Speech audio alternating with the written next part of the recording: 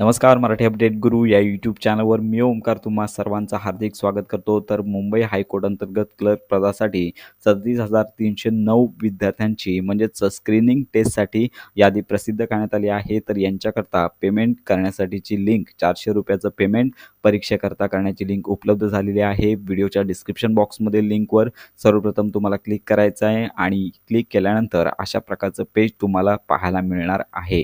तर सगळ्यात महत्त्वाची बाब म्हणजे तुमच्याकडे तुमचा रजिस्ट्रेशन आय डी असला पाहिजे। जर रजिस्ट्रेशन आय डी नसेल तर तुम्ही येथे लिस्टच्या माध्यमातून रजिस्ट्रेशन आय डी कॉपी करू शकता। तर रजिस्ट्रेशन आय डी कॉपी केल्यानंतर तुम्हाला या पेजवरती पाहू शकता की तुमचा रजिस्ट्रेशन नंबर कॉपी करायचा आहे आणि फिटॅच पेमेंट डिटेल या टॅबवर क्लिक करायचं आहे।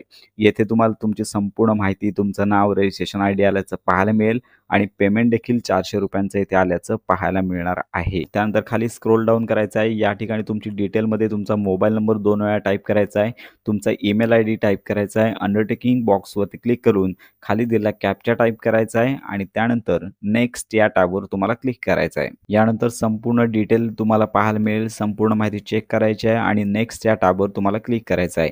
पेमेंटसाठीचं ऑप्शन आलं पाहायला मिळेल, नेट बँकिंग, त्यानंतर क्रेडिट कार्ड असेल किंवा ATM असेल तर याच्या माध्यमातून तुम्ही पेमेंट करू शकता आणि त्याचबरोबर नेट बँकिंग असेल, त्याचबरोबर कार्ड पेमेंट असेल, तसेच अदर पेमेंट मेथड यापैकी तुम्ही ऑप्शन घेऊ शकता। UPI असेल, QR कोडनी पेमेंट करायचं असेल तर सगळ्यात शेवटचा ऑप्शन तुम्हाला घ्यायचा आहे।